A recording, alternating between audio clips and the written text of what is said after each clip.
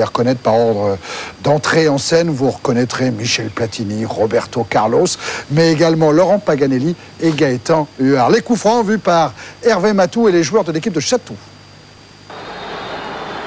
Tout est parti d'un coup franc lillois. C'était en Ligue des Champions à Manchester. Le placement du mur de Barthez suscite une explication de Michel Platini.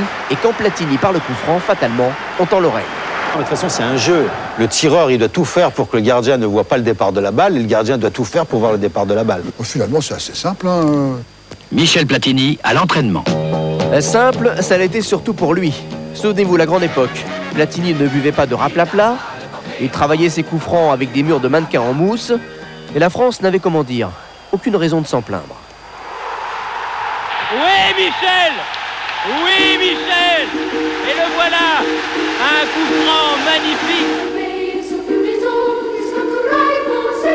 Un coup franc, ce serait donc, selon Maître Platini, un jeu de cache-cache entre le gardien et le tireur.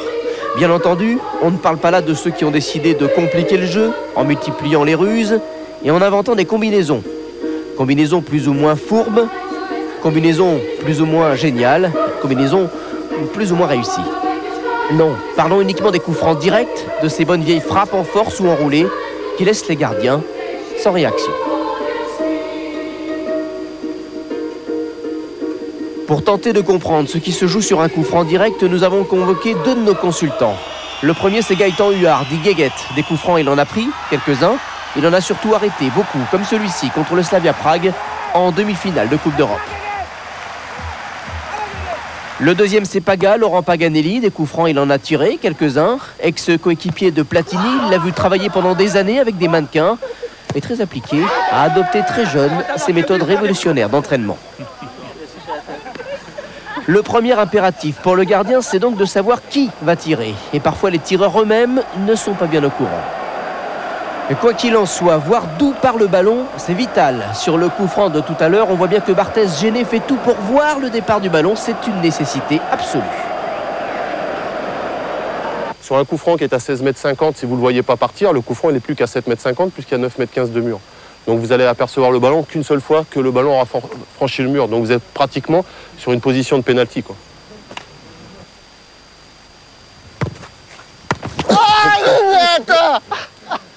Si je vois pas le départ du ballon, si je suis masqué et que les joueurs se retirent au dernier moment, il y a de grandes chances pour que je sois en retard sur le ballon.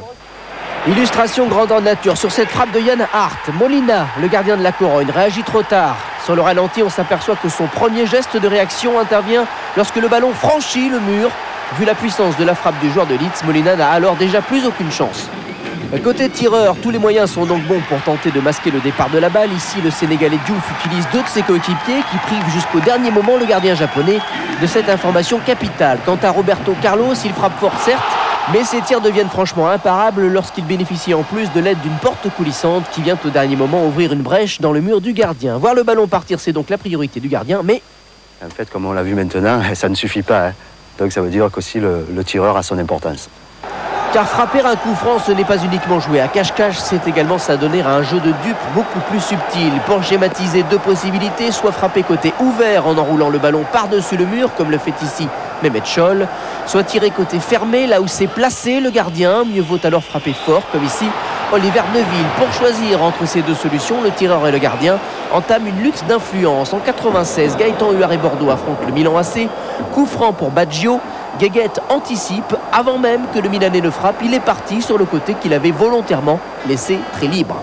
Et quelques minutes plus tard, nouveau coup franc, cette fois de l'autre côté. Gaëtan anticipe encore sur le côté ouvert. Baggio lui a frappé côté fermé. Il est trop tard. L'attaquant italien vient de gagner le petit jeu de l'anticipation.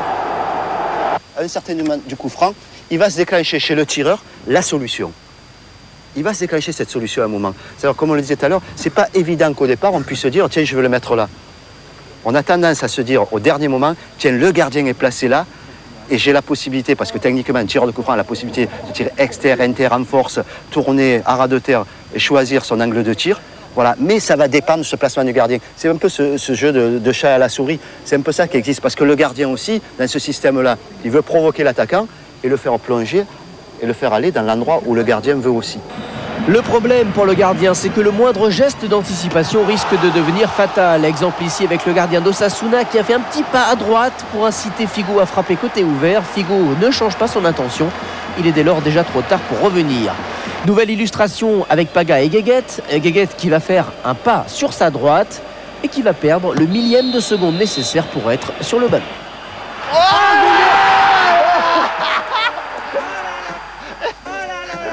J'ai voulu la garder alors que je l'ai.